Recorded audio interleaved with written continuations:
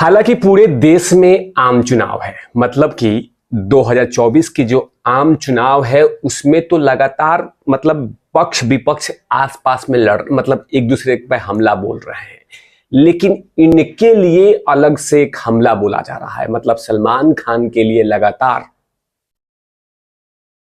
राजनीतिक शांत नहीं हो रही है। सलमान खान को लेकर राजनीति खूब गर्म हो रही है और सलमान खान के घर जो बाहर फायरिंग हुई थी उसका मामला कहीं शांत नहीं हो रहा है। बकायदा एकदम जमकर एकदम निशानेबाजी हो रही है और लगातार सवालों को कभी नरेंद्र मोदी को घेरा जाता है, कभी सिंध सरकार को घेरा जा रहा है, कभी मुंबई पुलिस को लेकर सवाल उठाया जा रहा है, लेकिन मामला कहीं पे शांत नहीं हो रहा है।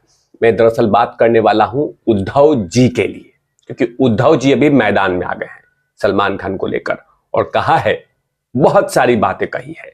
बीजेपी को भी कोसा है, सिंधे सरकार को भी कोसा है और कि थोड़ा सा ज्यादा ही कोस दिया है।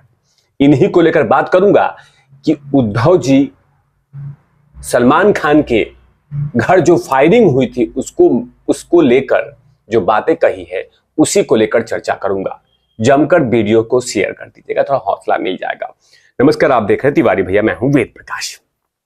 दरअसल सलमान खान के घर के बाहर जो फायरिंग हुई थी उसका मामला कहीं पे भी ठंडे बस्ते में नहीं जा रहा है। लगातार कभी संजय राउत ने भी कोसा था, अब उद्धव जी मैदान में आ गए हैं। जब संजय राउत ने कोसा था तो उसमें प्रधानमंत्री जी को भी लपेट लिया था कि प्रधानमंत्री जी को कुछ भी बोल दिया था। सलमान खान के मामले में चल रही बातें और सीधा घुमा दिया नरेंद्र मोदी पे। तो अब उद्धव जी बकायदा बीजेपी को जमकर कोसा है, साथ में सिंधे सरकार को भी कोसा है। जो बातें कही है वो उससे सीधा उनका निशाना था कि बीजेपी को और सिंधे सरकार को कोसना है। दरअसल उद्धव ठाकरे जी ने कहा है जो बातें, वो बतलाता हूं, उसी बीच में मैं उनका उस पर विश्लेषण भी करता रहूंगा। दरअसल अभिनेता सलमान खान के घर के जो बाहर फायरिंग हुई थी उसको लेकर उद्धव ठाकरे ने कहा है कि गुजरात और बीजेपी पर निशाना साधा है। उद्धव ने कहा है कि हर कोई गुजरात से क्यों पाया जाता है, इससे गुजरात की बदनामी हो रही है। दरअसल आज शिवसेना उद्धव ठाकरे पार्टी के चुनाव मसाल का अनावरण समारोह आयोजित किया था। साथ ही इस मौके पर मसाल गाना भी लॉन्च किया गया। पत्रकारों के सवालों पर जवाब देते हुए उद्धव ठाकरे जी ने जो बातें कही है वो बतला देता हूं। उद्धव ठाकरे ने कहा कि सभी को गुजरात से क्यों पकड़ा जाता है, इसमें गुजरात को बदनाम किया जा रहा है। मैं गुजरात को दोष नहीं दे रहा हूं। बेहतर, बहुत अच्छी बात है उद्धव ठाकरे जी। हमारे गद्दार भी गुजरात भाग गए थे। अब आप समझ गए होंगे कि हमारे गद्दार भी गुजरात भाग गए थे। कौन वहां पे गया था सरकार जब बनी थी? तो एकदम घुमा घुमा के इन्होंने अपनी बात रखी है। साथ में कहा है कि उसने भी फायरिंग भी की और गुजरात भाग गया। क्या मामला गुजरात में ही ड्रग्स उतरता है, ऐसा क्यों हो रहा है? गुजरात के लोगों को अब सोचना चाहिए कि गुजरात बदनाम हो रहा है। गुजरात में भी बीजेपी विरोधी प्रदर्शन हो रहे हैं, गुजरात में भी बीजेपी विरोधी प्रदर्शन हो रहे हैं।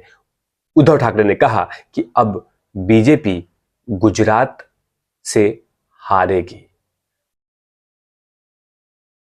कि कुल मिला के उद्धव ठाकरे जी का निशाना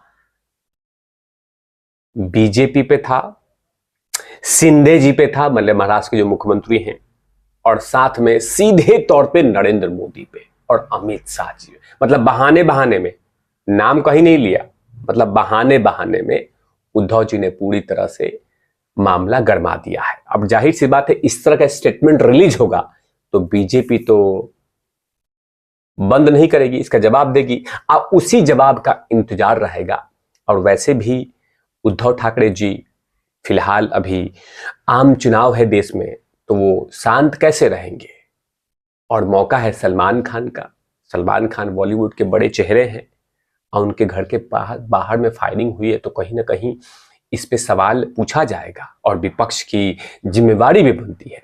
लेकिन सवाल सलमान खान के घर के बाहर की फायरिंग की नहीं है, बात कुछ और ही है, मतलब कहीं और ही घुमा दो। अब देखिए, सलमान खान के घर की मामला, मतलब सलमान खान के घर के बाहर की सुरक्षा के मामले की थी, लेकिन सीधा गुजरात हारेगी। सब गुजराती कैसे भाग जाते हैं, गुजरात में भाग गया था गुद्दार, इस तरह के स्टेटमेंट उद्धव जी ने दिया है। मतलब सीधे तौर पे बीजेपी निशाने में है। संजय राउत ने अलग से स्टेटमेंट दिया था। सलमान खान से बात स्टार्ट हुआ और सीधा खत्म हुआ संविधान तक, और यहां पे शुरुआत हुआ सलमान खान की सुरक्षा को लेकर और बात खत्म की गई गुजरात हार जाएगी बीजेपी। इस मामले पे आप क्या सोचते हैं कमेंट सेक्शन में जरूर लिखिएगा। तब तक के लिए आप देखते रहिए तिवारी भैया, मैं हूं वेद प्रकाश, कैमरामैन ध्रुव लाठी के साथ।